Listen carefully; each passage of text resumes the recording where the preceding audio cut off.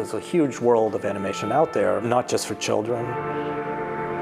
For Dan Sosa, animation is a fine art. His short films are abstract and dreamlike, often without traditional structure or dialogue.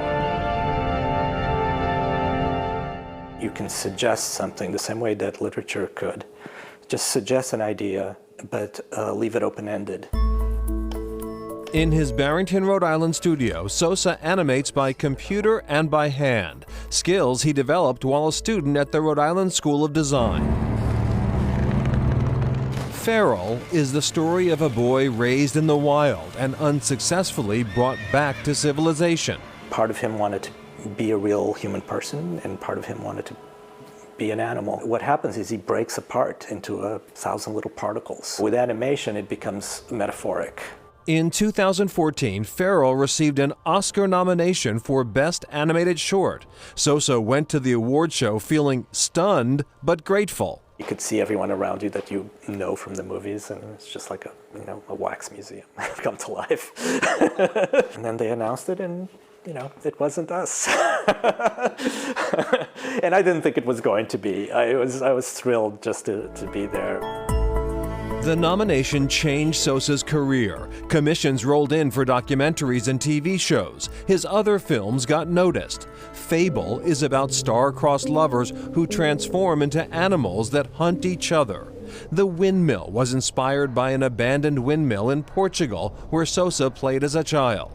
I would go there to kind of get away from everything, to kind of escape civilization. And it was a very fond memory I have. So it got me thinking about the way that I felt as a child, that there was this huge internal world that was just dying to come out. Part of that is what I'm always trying to do in every one of my films, which is to call attention to that tension or that friction between the internal and the external, or between the ethereal and the material. Picture books are often children's first exposure to art.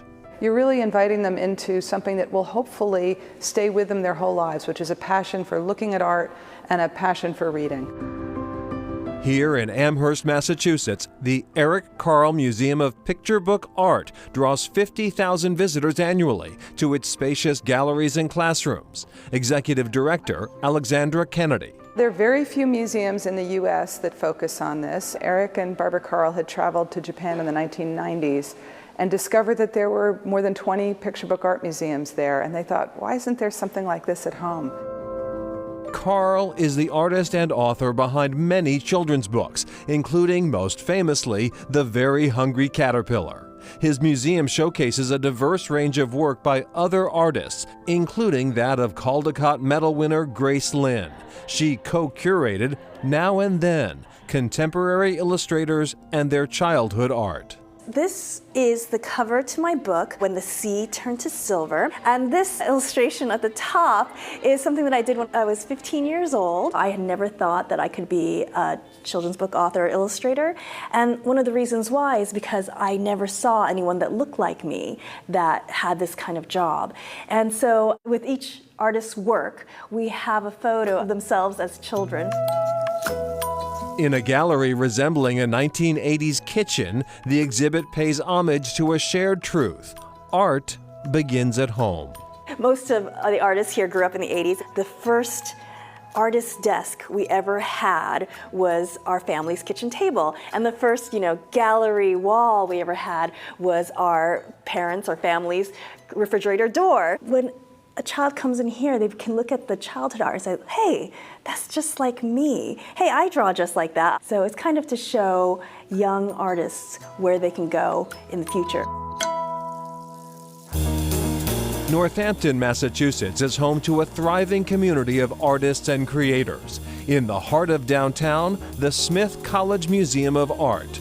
On exhibit, Black Refractions, featuring nearly 100 works from the Studio Museum in Harlem. Whitley Hadley is the college's Assistant Director of Multicultural Affairs. It shows that Blackness is not a monolith. There's so many variations on experiencing life and experiencing things around you, and it's specifically in Harlem. The Studio Museum was founded in 1968 and quickly became a nexus for Black artists, says the college's contemporary art curator, Emma Chubb. It's a museum that was founded in a moment of real activism and institutional calls for institutional change in the museum field, but also our broader culture. Black Refractions includes work by pioneering artist Maren Hassinger and superstar Kehinde Wiley. So he is really known for these very beautiful and ornate portraits and thinking through kind of who's visible in art history and who isn't. Solon by Corey Newkirk is a curtain of plastic beads that resembles a landscape. Was a work that he made in response to the coverage of Venus Williams in the late 1990s when there was a lot of attention paid not to how she was a tennis player, but to the sound that the beads in her hair made. It's 2020, thinking 100 years ago was the Harlem Renaissance. How are we thinking about Black art and Black people in the future? Bringing this as both an educational experience and a personal development and a reflective moment for everyone in this community. And the current exhibits at Smith College and the Eric Carle Museum will run until April and May respectively, so you still have some time to get there and check them out. Carle Museum's a great place. They have a lot of programs for children, which is nice. The museum itself sits on some beautiful grounds. They've got a huge library. Great place to go in the spring, by the way, because those grounds bloom beautifully when everything's in the springtime way. It is so pretty. All right, next, preserving an ornate mansion.